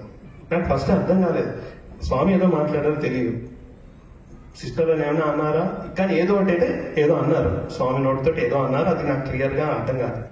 సో పక్కన రవితేజ గారు ఉన్నారు, ఫ్లూట్ వాయిస్ గారు, ఆయన అడిగారు, సార్ స్వామి ఏమన్నారు అంటే, స్వామి సిస్టర్ అని అన్నారు, ఏమైనా లింక్ ఉందా ఆలోచించుకో అని అన్నారు. సో నేనేమో లెటర్లో రాశాను, స్వామి ఇలా అక్కకి బాగాలేదు, మీరే చూసుకోవాలి అనేసి ఒక లెటర్ రాశాను. అందులో ఉన్నది ఆయనకి ఎలా తెలుసు, ఆయన సర్వాంతర్యం కాకపోతే. స్వామి సిస్టర్ అనేసి లెటర్ తీసుకున్నారు. లెటర్ దిగా ఆ రోజు రాత్రికల్లా కాంప్లికేషన్ తగ్గింది. She was very fine. So అట్లాగా ప్రతిదీ మనం చూస్తుంటే స్వామి, మనం ఇలా ప్రార్థించుకోగానే స్వామి అట్లాగా రెస్పాన్స్ ఇస్తూ ఉంటారు. మా ఎల్డర్ సిస్టర్, ఆవిడ కెనడాలో ఉంటారు. సో ఆవిడకి ఏంటంటే ఫస్ట్ పిల్లలు కలిగారు, ఒక అబ్బాయి. తర్వాత మా బావగారికి కోరిక ఏంటంటే ఆడపిల్ల పుట్టాలి అనేసి, ఆయనకి ఎప్పటి నుంచి ఆడపిల్ల అంటే చాలా ఇష్టం. సో ఆ కోరిక అయితే లోపల ఉంది. సో సెకండ్ టైం మా సిస్టర్ ఇలా కన్సీవ్ అయినప్పుడు ఆవిడ డాక్టర్ దగ్గరికి వెళ్ళి చెకప్ అది చేయించుకున్నారు. సో కెనడాలో ఇలా ఆడపిల్ల మగపిల్ల అని చెప్పడం తప్పు కాదు, అంటే చెప్తారట. మన ఇండియాలో అది అలౌడ్ కాదు, కానీ బయట రాష్ట్రాల్లో చెప్తారు మా ఆడబిడ్డ మగబిడ్డ పుడుతుందా అని. సో డాక్టర్ చూసి ఈసారి నీకు అబ్బాయి పుడతాడు అనేసి డాక్టర్ చూసి స్కానింగ్ లో చెప్పారు. సో మా సిస్టర్ ఇలా మా బావగారికి చెప్పారు, ఇలా అబ్బాయి పుడతాడు అనేసి డాక్టర్ చెప్పారు అనేసి చెప్తే, పాపం ఆయన ఆడపిల్ల పుడుతుందని అనుకున్నారు మనసులో. పాపం ఆయన బాధ వేసిందేమో.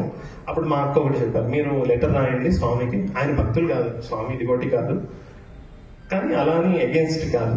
సో అప్పుడు మా సిస్టర్ చెప్పారు, స్వామికి లెటర్ రాయండి, లెటర్ రాసి పంపుతాము అనేసి ఆయన చేత లెటర్ రాయించి, ఆయన ప్రార్థన ఏంటంటే ఆడపిల్ల పుట్టాలనేసి ఆయన లెటర్ రాసి అది నాకు పోస్ట్ చేశారు.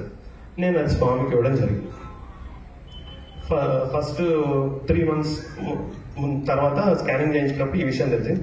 తర్వాత ఫిఫ్త్ మంత్ వచ్చినప్పుడు మళ్ళీ స్కానింగ్కి వెళ్ళారు. వెళ్ళినప్పుడు చూస్తే ఆడపిల్ల. ఆ డాక్టర్ చెప్పారు, నేను ఆల్మోస్ట్ 30 years నుంచి, ఆవిడ గైనకాలజిస్ట్, చాలా ఫేమస్ గైనకాలజిస్ట్, 30 years బట్టి నేను చూస్తున్నాను, ఇలాంటి కేసు ఎప్పుడూ చూడలేదు, నేను చెప్పిన జెండర్ కరెక్ట్ ఇన్నాళ్ళు, ఫస్ట్ టైం నేను చెప్పినది రాంగ్ అయింది, ఇది ఎట్లా సాధ్యం అని ఆవిడకే ఆశ్చర్యపడిపోయారు. సో స్వామిని మనం ప్రార్థించుకుంటే ఆయన కల్పతరు, ఏది ప్రార్థించుకుంటే అట్లా ఇచ్చేస్తారు. మనం ప్రార్థించుకోవాలి తప్పితే మనసు పెట్టి స్వామి ప్రతిదీ అవలీలగా అలా దాటిచ్చేస్తారు, అలా ఇచ్చేస్తారు స్వామి.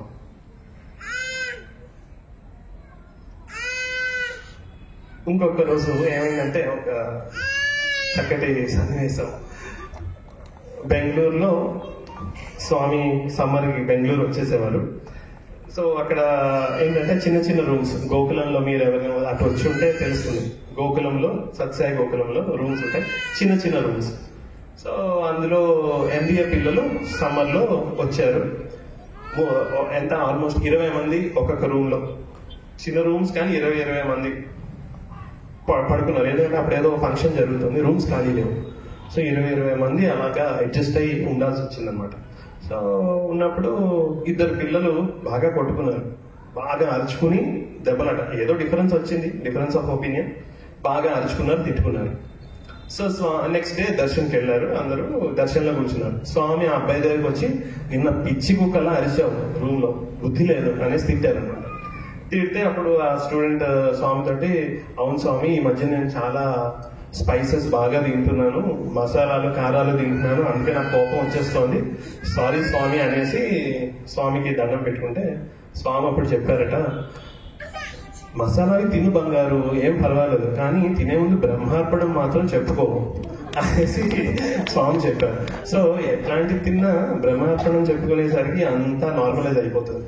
సో ఇది ఒకటి చక్కని సన్నివేశం. స్వామి సర్వాంతర్యామ, ఆయనకి అన్నీ తెలుసు. ఇంకొకటి చూస్తే స్వామి ఎప్పుడు ఫీలింగ్స్ కి చాలా విలువిస్తారు.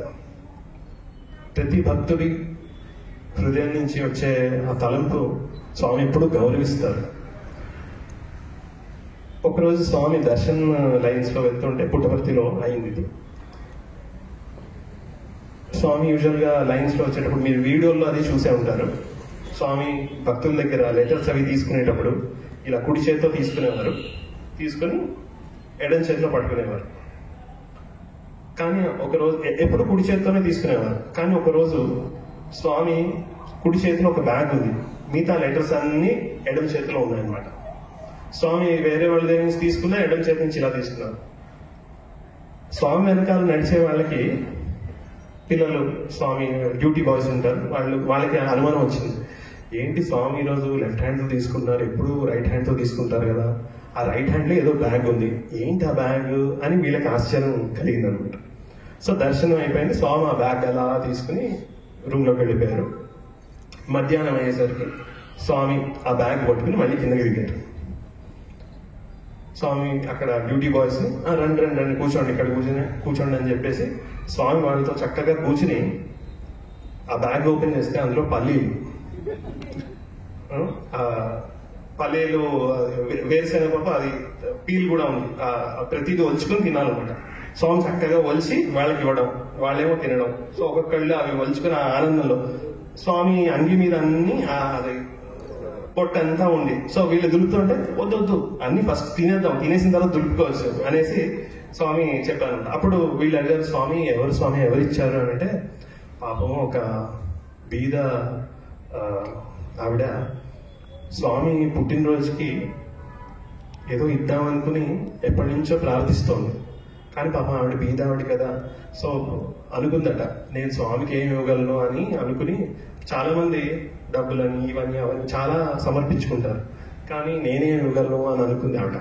అనుకుని ఆవిడ వేరుశనగ పప్పు పండిస్తుంటా అనుకుంది, స్వామికి వేరుశనగలు అంటే ఇష్టం కదా, నేను ప్రతి ఏడాది వేరుశనగ పప్పు ఇస్తాను స్వామికి అనుకుని, పంట రాగానే ఫస్ట్ ఆ బ్యాగ్ రెడీ చేసి స్వామికి వచ్చి ఇస్తాం. ప్రతి ఏడాది జరిగే పని.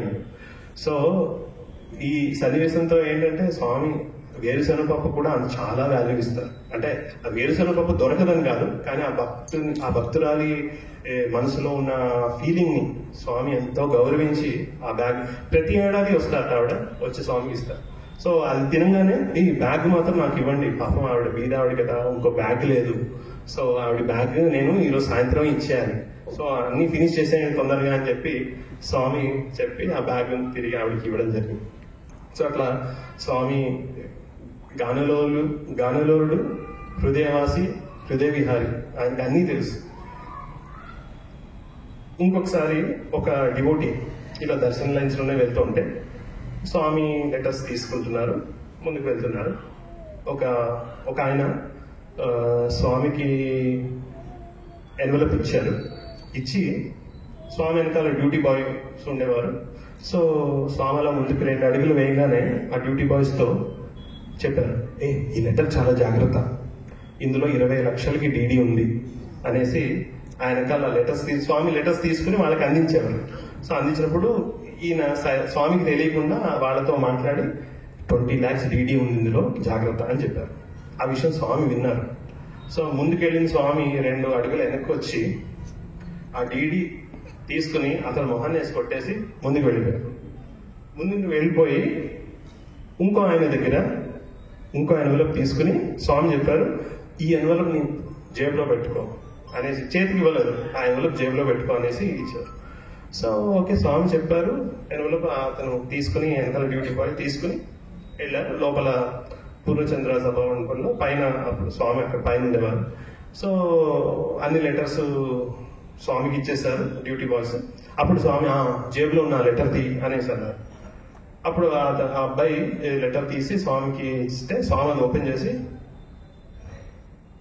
చూడంగానే ఒక 500 రూపాయల నోట్.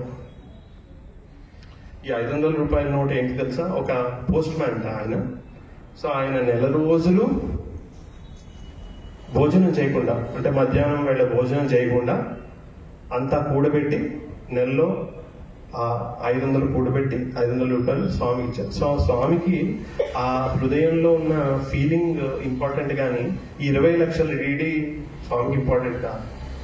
సో మనం ఏ పని చేసినా, మన స్వామి కార్యక్రమానికి ఎంత సమర్పించుకున్నా చాలా భక్తితోటి సమర్పించుకుంటే దాన్ని స్వామి చాలా జాగ్రత్తగా స్వీకరిస్తారు.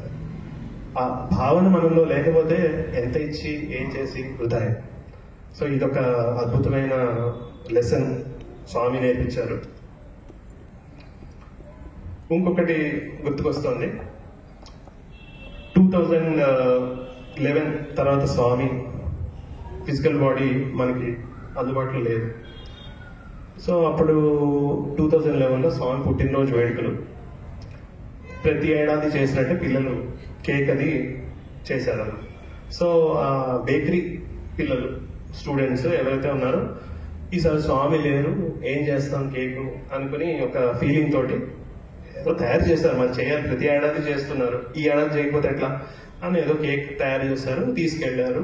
అంతా కేక్స్ అన్ని అక్కడ స్వామి సన్నిధి ముందు పెట్టారు. ఆ అబ్బాయి ఏంటంటే ఆ గ్రూప్ లో అబ్బాయి ప్రసాదం డిస్ట్రిబ్యూషన్ కోసం బయటకు వచ్చాడు అనమాట. సో ఆ రోజు బర్త్డే లడ్డు ప్రసాదం అందరికి ఇస్తూ, మన పుట్టుపర్తిలో రాముడి విగ్రహాలు ఉన్నాయి, రాము లక్ష్మణ్, ఆ గేట్స్ దగ్గరకు వచ్చి అక్కడ కూడా డివోటీస్ ఉంటే వాళ్ళ చేతుల్లో కూడా ప్రసాదం పెట్టాడు. ప్రసాదం డిస్ట్రిబ్యూట్ చేస్తూ ఉంటే ఒక సన్నివేశం చూశాడు. ఏంటి అని అంటే, ఒక ఆవిడ చిన్న కప్ కేక్ ఒకటి తయారు చేసి, చిన్న కేక్ తయారు చేసి దాని మీద ఒక క్యాండిల్ పెట్టి హారతి అవుతూ ఉంటే ఆవిడ కూడా స్వామికి హారతి ఇస్తుంది. సో అది చూసి ఆ అబ్బాయి, సాయిరామ్ మీరు ఎందుకు ఇలా చేస్తున్నారో తెలుసుకోవచ్చా అనేసి ఆవిడ అడిగారు. అప్పుడు ఆవిడ చెప్పారట, మీరు ప్రతి ఏడాది స్వామి కోసం ప్రతి ఇయర్ ఆఫ్టర్ ఇయర్ చాలా కేక్స్ స్వామికి తయారు చేసి తెచ్చేవారు. నేను అనుకునేదాన్ని, అసలు స్వామికి నేను ఏం ఇవ్వగలను, నేను చేయగలనా అని అనుకునేదాన్ని. కానీ ఇప్పుడు నేను కేక్ చేయడం నేర్చుకున్నాను. సో ప్రతి బర్త్డేకి ఆవిడ స్వామి సన్నిధి దగ్గరకు వచ్చి పెట్టకపోయినా గేట్ బయట నుంచుని స్వామికి ఆ కేక్ ని అలా సమర్పించుకునేవారు.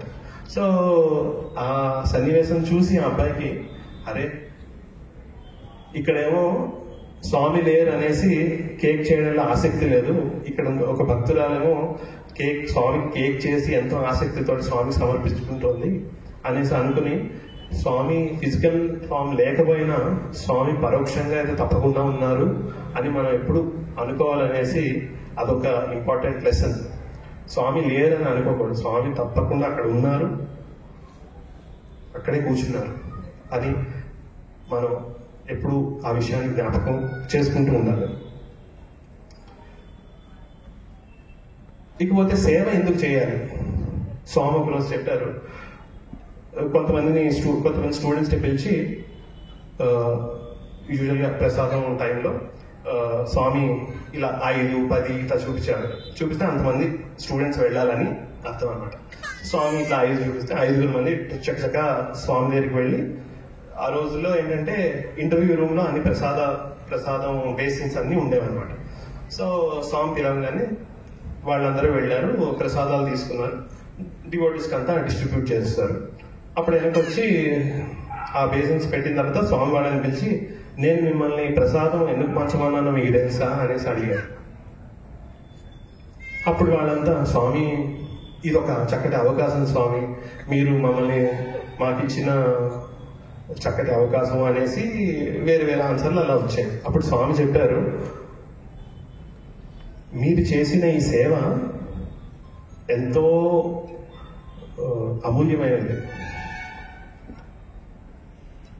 అలా సేవ చేసుకుంటే మన జీవితంలో ఎప్పుడైనా మనకు కష్టం వచ్చినప్పుడు భగవంతుడు ఈ చిన్న సేవని గుర్తుపెట్టుకొని మనకు వెంటనే సహాయం చేస్తారట. ఎలాగైతే మన ద్వాపర యుగంలో కృష్ణుడు ద్రౌపదికి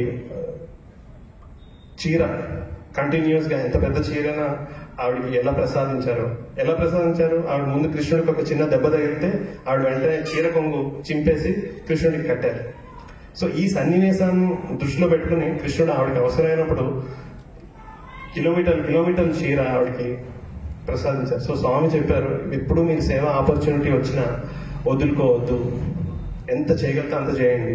మీ జీవితంలో ఎప్పుడైనా కష్టం వచ్చినప్పుడు భగవంతుడు అది గుర్తు పెట్టుకుని మీకు వెంటనే సహాయం చేస్తాడు అనేసి స్వామి పిల్లలకు చెప్పడం జరిగింది.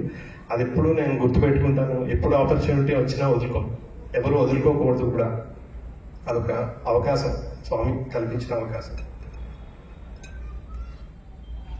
ఇకపోతే నామస్మరణ మహిమ. ఇప్పుడు మనం భజన చేసుకుంటాం. భజన అనేది ఎంతో విలువైంది. భజన చేసేటప్పుడు ఆ నామస్మరణ చేస్తే కొండలైనా కరిగిపోతాయట, అంత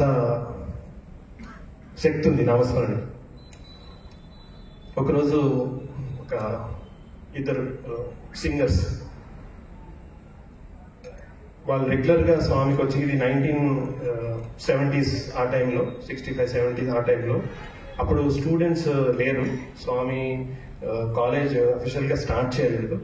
అప్పుడు ముందు భక్తులే వచ్చి రోజు భజన చేసేవారు. సో అప్పుడు ఒక పర్టికులర్ రామ్ లక్ష్మణ్ గారని చాలా చిరకాల భక్తులు స్వామి దగ్గరికి వచ్చి రెగ్యులర్ గా పాడుతూ ఉండేవారు. సో ఒకసారి స్వామి రోజు భజనకి అటెండ్ అవుతుంటారు. ఒకరోజు వాళ్ళకి టైఫాయిడ్ జ్వరం సోకిందనమాట. టైఫాయిడ్ జ్వరం సోకింది, భజనకి వెళ్ళలేకపోతున్నారు. టైఫాయిడ్ అంటే చాలా వాంతులు అవుతూనే ఉంటాయి, జ్వరం తగ్గదు. సో వాళ్ళు రూమ్ లో ఉన్నారు, స్వామి భజన పాడలేకపోతున్నారు. సో ఒకరోజు స్వామి ఏంటి వాళ్ళకి కనబట్టలేదు అనేసి కబురు చేశారట. సో అప్పుడు వాళ్ళు వెంటనే పరిగెత్తుకుంటూ వెళ్ళారు. అప్పుడు స్వామి అడిగారు, ఏంటి మీరు పాడట్లేదు, భజన పాడండి అని అన్నారు. అంటే అప్పుడు వెంటనే వాళ్ళు, దయా కరో భగవాన్, కృపా కరో భగవాన్, దయా కరో భగవాన్, కృపా కరో భగవాన్, దయా కరో భగవాన్, కృపా కరో భగవాన్, భగవాన్ భగవాన్, हे साईनाथ भगवान, हे कृपानिधे भगवान అని భజన ఆన్ స్పాట్ కంపోజ్ చేసి స్వామి వారికి సమర్పించుకున్నారు. అప్పుడు స్వామి చాలా ఆనందించి వాళ్ళకి విభూతి సృష్టించి ఇవ్వడం జరిగింది. వెంటనే ఆ టైఫాయిడ్ ప్రాబ్లం కూడా తగ్గిపోయింది అనమాట. సో అట్లాగా ఆర్తితోటి పిలిస్తే భగవంతుడు ఇట్టే రెస్పాండ్ అవుతాడు. ఇంకొక సన్నివేశం, ఇది ఆ రోజుల్లో 1960s, 70s ఆ టైంలో అఖండ భజన జరిగేది బెంగళూరులో. సో ఒక ఆయన పాప, ఆయనకి స్కిన్ డిసీజ్, బొల్లి అంటాం మన తెలుగులో. సో ఆ ప్రాబ్లం ఉండింది. సో స్వామి అక్కడ రెగ్యులర్ గా వచ్చేవారు, డివోటీస్ అందరితోటి మాట్లాడి వారి సందేహాలంతా తీరుస్తూ ఉండేవారు. సో ఈయన ఏంటంటే కొత్త డివోటీ, ఇలా భగవంతుడు సాయిబాబా అట చాలా మహిమ గలవారట అనేసి ఆయన తెలుసుకుని భజనకు వచ్చి అక్కడ ఉన్న కార్యకర్తలతోటి ఇలాగ నాకు స్కిన్ డిసీజ్ ఉంది, మీరు కొంచెం స్వామితో చెప్తారా క్యూర్ చేయమని అనేసి అడిగారు.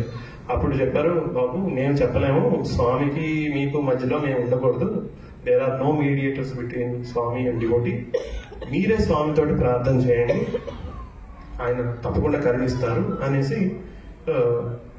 చెప్పారు. సో ఈయన స్వామికి ప్రార్థన చేసుకున్నాడు. అఖండ భజన ఆ రోజు 12 వస్తుంది అర్ధరాత్రి. స్వామి ఆల్రెడీ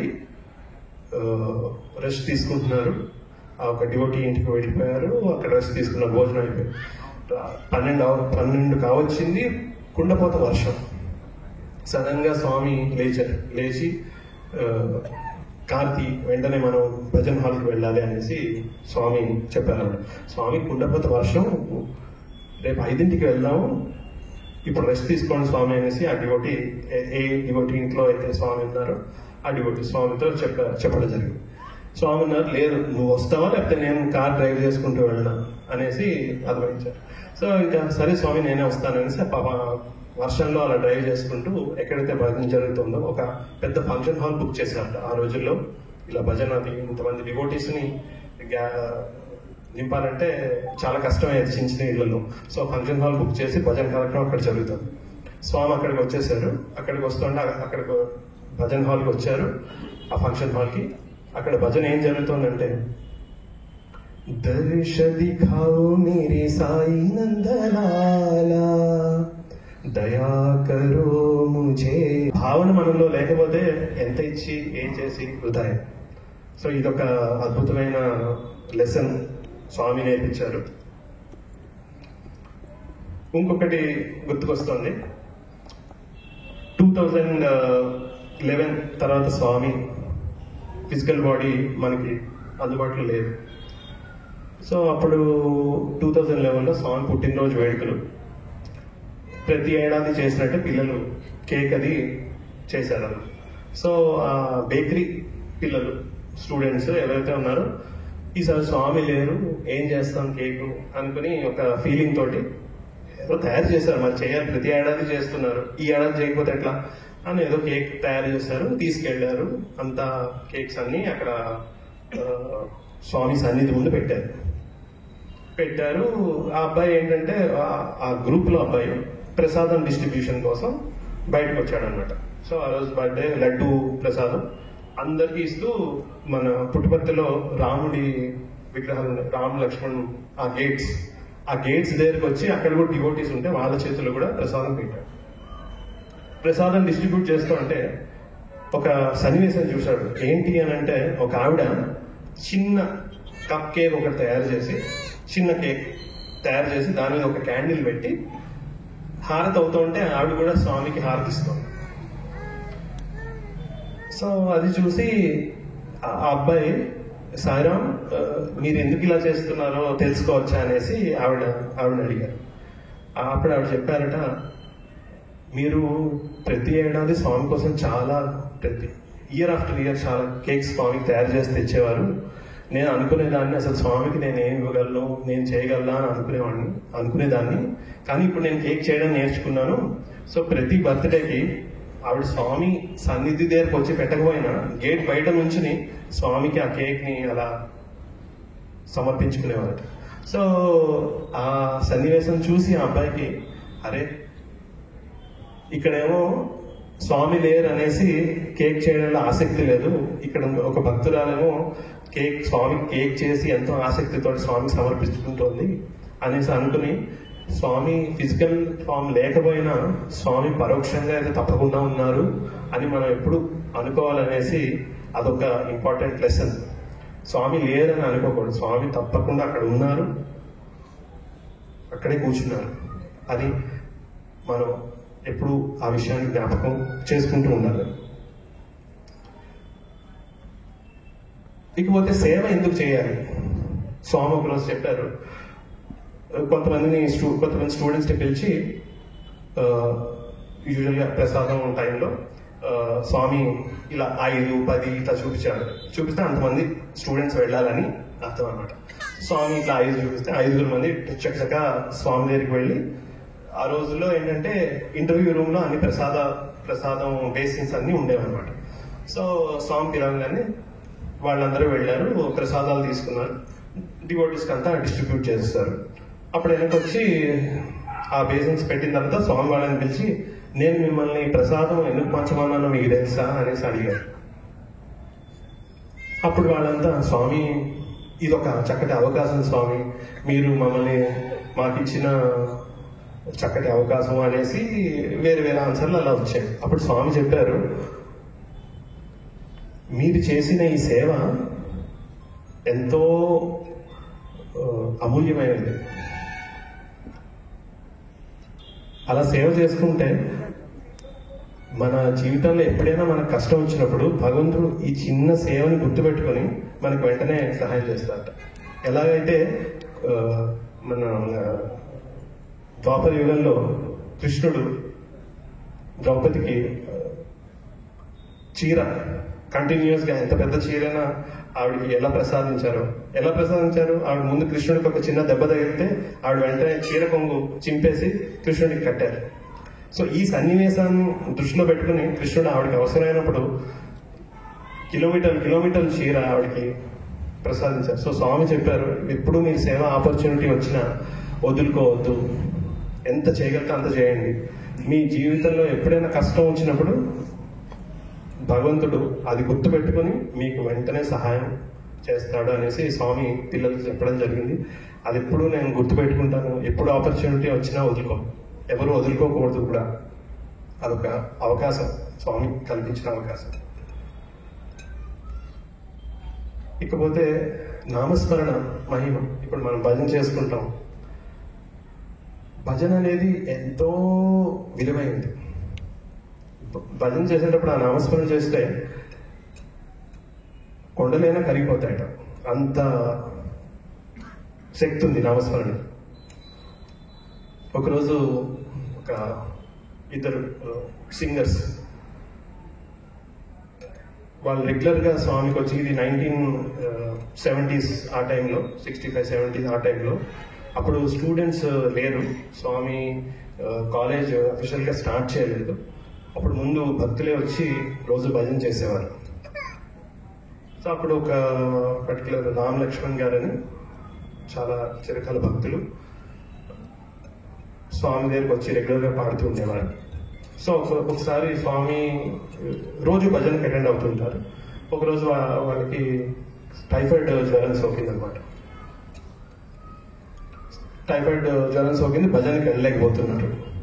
టైఫాయిడ్ అంటే చాలా వాంతులు అవుతూనే ఉంటాయి, జ్వరం తగ్గదు. సో వాళ్ళు రూమ్లో ఉన్నారు, స్వామి భజన పాడలేకపోతున్నారు. సో ఒకరోజు స్వామి ఏంటి వాళ్ళకి కనబట్టలేదు అనేసి కబురు చేశారట. సో అప్పుడు వాళ్ళు వెంటనే పరిగెత్తుకుంటూ వెళ్ళారు. అప్పుడు స్వామి అడిగారు, ఏంటి మీరు పాడట్లేదు, భజన పాడండి అని అన్నారు. అంటే అప్పుడు వెంటనే వాళ్ళు, దయా కరో భగవాన్, కృపా కరో భగవాన్, దయా కరో భగవాన్, కృపా కరో భగవాన్, దయా కరో భగవాన్, కృపా కరో భగవాన్, భగవాన్ భగవాన్, हे साईनाथ भगवान, हे कृपानिधे भगवान అని భజన ఆన్ స్పాట్ కంపోజ్ చేసి స్వామి వారికి సమర్పించుకున్నారు. అప్పుడు స్వామి చాలా ఆనందించి వాళ్ళకి విభూతి సృష్టించి ఇవ్వడం జరిగింది. వెంటనే ఆ టైఫాయిడ్ ప్రాబ్లం కూడా తగ్గిపోయారు అనమాట. సో అట్లాగా ఆర్తితోటి పిలిస్తే భగవంతుడు ఇట్టే రెస్పాండ్ అవుతాడు. ఇంకొక సన్నివేశం, ఇది ఆ రోజుల్లో 1960s, 70s ఆ టైంలో అఖండ భజన జరిగేది బెంగళూరులో. సో ఒక ఆయన పాప, ఆయనకి స్కిన్ డిసీజ్, బొల్లి అంటాం మన తెలుగులో. సో ఆ ప్రాబ్లం ఉండింది. సో స్వామి అక్కడ రెగ్యులర్గా వచ్చేవారు, డివోటీస్ అందరితోటి మాట్లాడి వారి సందేహాలంతా తీరుస్తూ ఉండేవారు. సో ఈయన ఏంటంటే కొత్త డివోటీ, ఇలా భగవంతుడు సాయిబాబా అట చాలా మహిమ గలవారట అనేసి ఆయన తెలుసుకుని భజనకు వచ్చి అక్కడ ఉన్న కార్యకర్తలతోటి ఇలాగ నాకు స్కిన్ డిసీజ్ ఉంది, మీరు కొంచెం స్వామితో చెప్తారా క్యూర్ చేయమని అనేసి అడిగారు. అప్పుడు చెప్పారు, బాబు మేము చెప్పలేము, స్వామికి మీకు మధ్యలో మేము ఉండకూడదు, there are no mediators between swami and devotee, మీరే స్వామితోటి ప్రార్థన చేయండి, ఆయన తప్పకుండా కరుణిస్తారు అనేసి చెప్పారు. సో ఈయన స్వామికి ప్రార్థన చేస్తున్నాడు. అఖండ భజన ఆ రోజు 12 వస్తుంది అర్ధరాత్రి. స్వామి ఆల్రెడీ రెస్ట్ తీసుకుంటున్నారు. ఒక డివోటీ ఇంటికి వెళ్ళిపోయారు, అక్కడ రెస్ట్ తీసుకున్నారు, భోజనం అయిపోయి 12 కావచ్చింది. కుండపోత వర్షం. సడన్ గా స్వామి లేచి కార్తీ వెంటనే మనం భజన హాల్కి వెళ్ళాలి అనేసి స్వామి చెప్పారు. స్వామి కుండపోత వర్షం, రేపు 5ంటికి వెళ్దాము, ఇప్పుడు రెస్ట్ తీసుకోండి స్వామి అనేసి ఆ డివోటీ, ఏ డివోటీ ఇంట్లో అయితే స్వామి ఉన్నారో ఆ డివోటీ స్వామితో చెప్పడం జరిగింది.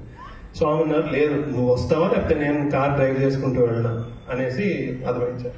సో ఇంకా సరే స్వామి నేనే వస్తాను అనేసి వర్షంలో అలా డ్రైవ్ చేసుకుంటూ ఎక్కడైతే భజన జరుగుతుందో ఒక పెద్ద ఫంక్షన్ హాల్ బుక్ చేశారట. ఆ రోజుల్లో ఇలా భజన ఇంతమంది డివోటీస్ ని నింపాలంటే చాలా కష్టమయ్యేది చిన్న చిన్న ఇళ్లలో. సో ఫంక్షన్ హాల్ బుక్ చేసి భజన కార్యక్రమం అక్కడ జరుగుతుంది. స్వామి అక్కడికి వచ్చేసారు. అక్కడికి వస్తుంటే అక్కడికి భజన హాల్కి వచ్చారు, ఆ ఫంక్షన్ హాల్కి. అక్కడ భజన ఏం జరుగుతుందంటే, దర్శ దిఖాओ मेरे साई नंदलाला, दया करो मुझे कृष्ण गोपाला, देवकी नंदन दीन दयाला, मथुरा नाथा मदन गोपाला, साई नारायण सदा कृपाला, दया करो मुझे కృష్ణ గోపాల అని భజన ఆయన ఎవరైతే చర్మ వ్యాధి ఉందో ఆయన భజన పాడారట. పాడగానే స్వామి అలా చక్కగా నడుచుకుంటూ వచ్చేసి ఆయన ముందుండి ఆ భజన అయిపోయింది. స్వామి ఆయన నుదుటిని ఇలా టచ్ చేశారట. అందరి కళ్ళ ముందు ఆ బొల్లి ఏదైతే ఉందో అదంతా మాయమైపోయి ఈ చర్మం అంతా నార్మల్ అయిపోయింది. సో ఇదంతా భక్తులు చూసి రికార్డ్ అయింది, ఇదేదో కల్పితం కాదు. సో ఆ నామస్మరణకి అంత విలువ ఉంది. చక్కగా భావంతో భజన పాడితే స్వామి ఈజీగా మెల్ట్ అయిపోతారు. స్వామి చెప్తారు, భగవంతుడు వెన్న కన్నా సున్నితంగా ఉంటాడు, ఇట్టే కరిగిపోవడం చాలా ఈజీ. సో మనం ప్రార్థన చేసుకున్నప్పుడు మనకి ఆన్సర్ రావట్లేదు అంటే మనం ఇంకా గట్టిగా ప్రార్థన చేయాలి అనేసి అర్థం. సో అందుకని ఎప్పుడు మనం స్వామి గారిని విడవకుండా అలా స్వామిని అలా పట్టుకుని ప్రార్థించుకుంటే స్వామి మన ప్రతి ప్రేయర్ ఆన్సర్ చేస్తారు.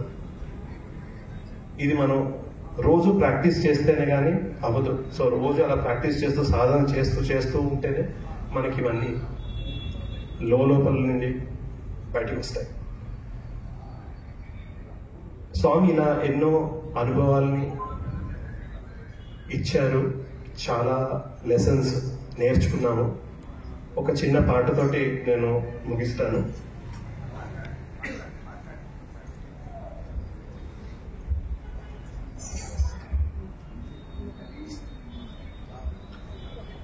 తల్లివై తండ్రివై దైవమే నీవై, తల్లివై తండ్రివై దైవమే నీవై, మమ్మేలు స్వామివై,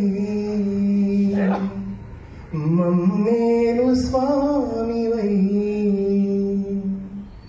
నింగివై నేలవై అలరించు సాయివై, మరుబంధించిన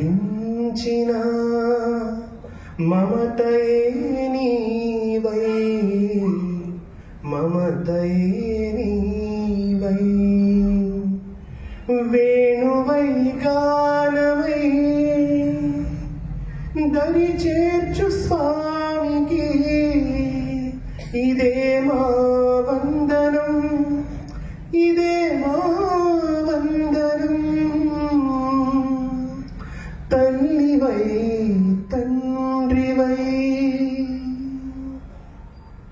జై సాయిరామ్.